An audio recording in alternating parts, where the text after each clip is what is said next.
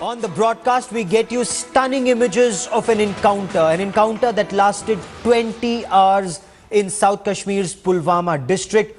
Look at these pictures. This is an encounter in a paddy field. The terrorists had almost escaped the security cordon. Two Lashkar-e-Taiba terrorists in South Kashmir's Pulwama district. They were holed up in a house. Locals gave intelligence to the Jammu and Kashmir police. A cordon was laid. The Central Reserve Police Force was called in. Then the army was called in and a multi-tier cordon was laid. Now this was a time as the army and the other security forces began their operation. It was sundown. Post-sundown, the security forces wanted to avoid collateral damage, so they laid a multi-tier cordon.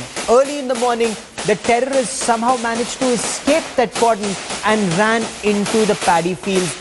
They were heavily armed. They had grenades, they had under-barrel grenade launchers, they had assault rifles, and they kept firing at the army.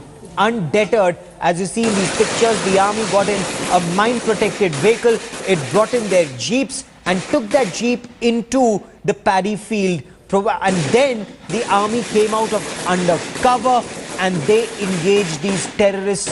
An operation that lasted 20 long hours, and two Lashkar-e-Taiba terrorists were killed in this encounter. They've been identified as Shaukat Ahmed and Gulzar Ahmed, both residents of Pulwama. India Today's Shujaul Haq was covering that operation live. He sends us these pictures of that encounter. Shuja, take us through the details.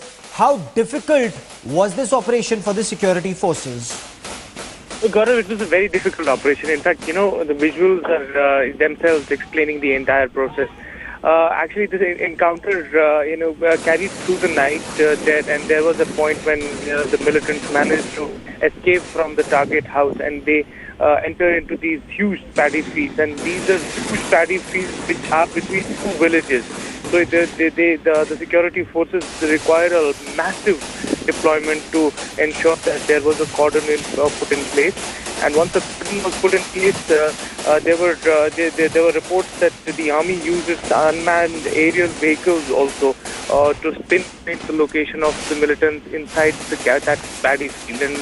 And once that was established, bunkers were sent in, mobile bunkers were sent in, and the commandos then carried out this operation. You can see in these visuals the manner in which these militants, are flushed out from that field.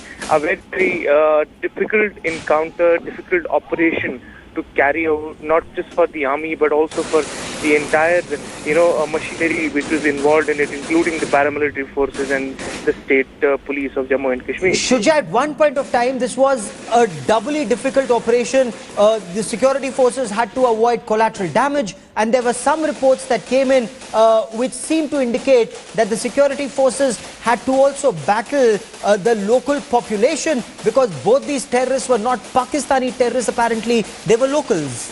In fact, even while the operation was going on, there were huge clashes that erupted in the area. Both these militants are locals, and there are always emotions that are involved whenever there are local militants involved.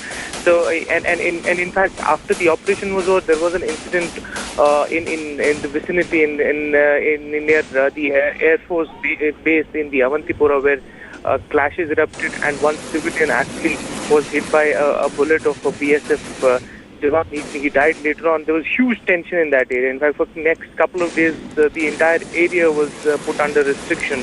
So a very, very difficult operation to carry out right from the beginning, so to speak. Shujaul Haq, for the moment, many thanks for joining me. An extremely difficult operation, but the message from the army to terrorists, to anyone wielding the gun, is very clear. You wield the gun and you will not survive beyond 6 months in Jammu and Kashmir. That is the level of control that the army, the Jammu and Kashmir police, the Central Reserve Police have over the situation in Jammu and Kashmir. Now, US Ambassador to India, Richard Verma, has sent out a strong message to Pakistan condemning the recent cross-border violence, the ceasefire violations by Pakistan.